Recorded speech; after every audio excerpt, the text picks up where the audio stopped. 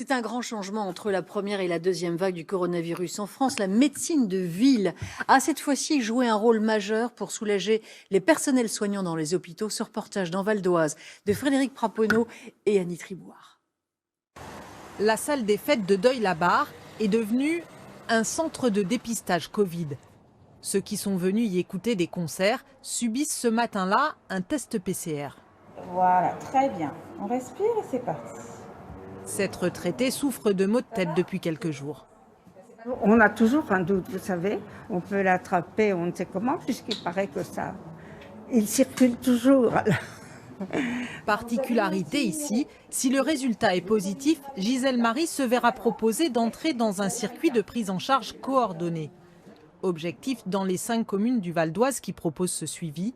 Sur tout ce territoire qu'on a défini, qui fait à peu près 100 000 habitants, que tous les patients qui vont rentrer dans cette pathologie puissent être suivis de façon à ce qu'on puisse prévenir au bon moment les pathologies, les complications.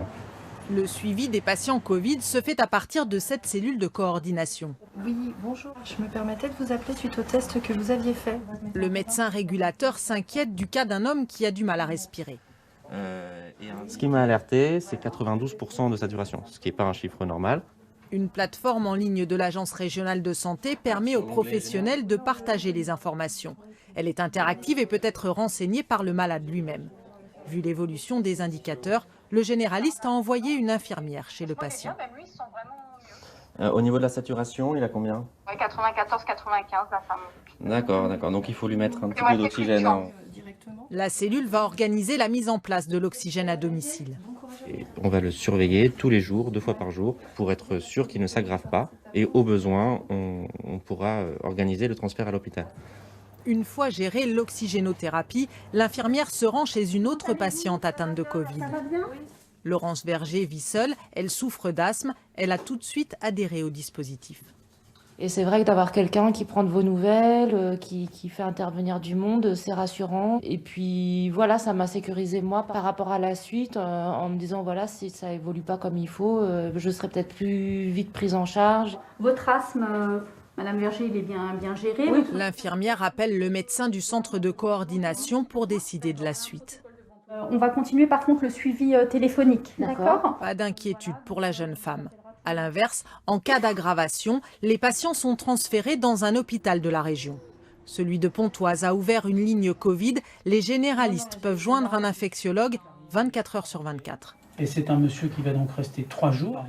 Dès que le malade va mieux, qu'il ne risque plus d'être transféré en réanimation, sa sortie se fait là encore de façon coordonnée. Donc la maladie, c'est bon maintenant. Elle va se stabiliser et puis vous allez vous améliorer lentement, oui. D'accord? Donc l'oxygène a été installé à votre domicile.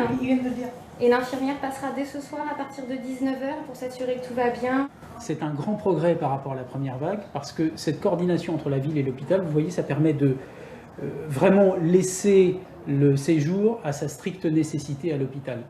À la grande satisfaction de la patiente. Parce que mes enfants, ils ont déjà préparé tout.